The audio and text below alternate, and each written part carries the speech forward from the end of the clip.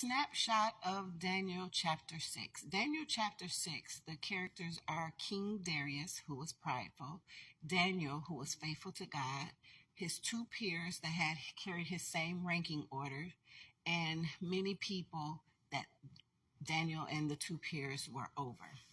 Because Daniel was faithful, God showed him favor. His peers and the people that he was over, they were jealous of him. They didn't like it, so they figured out a way to trip Daniel up.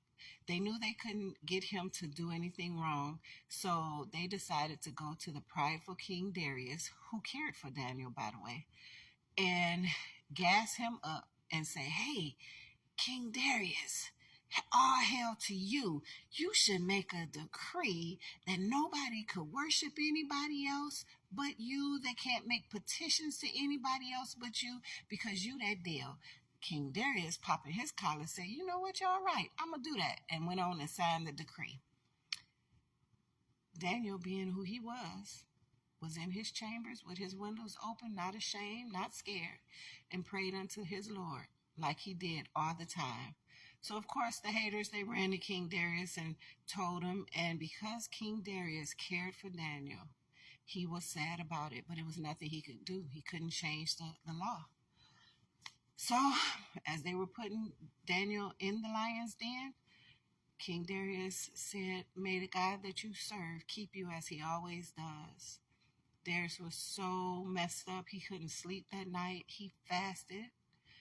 And the next morning, early on, ran to the lion's den to check on Daniel and hollered, "Daniel, did your Lord that you serve, did he keep you as he always does?"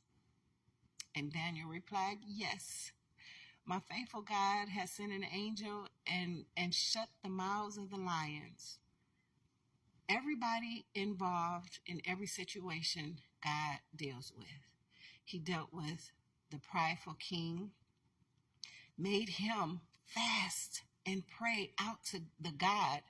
He was his own God, being prideful. But now he's praying to God for Daniel, for somebody else.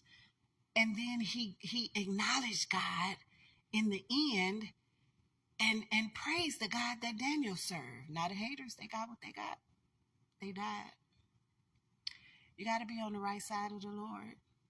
You got to be on the right side of the Lord. And I'm thankful that God loves who he loves, because he changed King Darius in that situation and kept Daniel in that situation. Make the right choice. Choose God. He chose you. That's my 2 cents.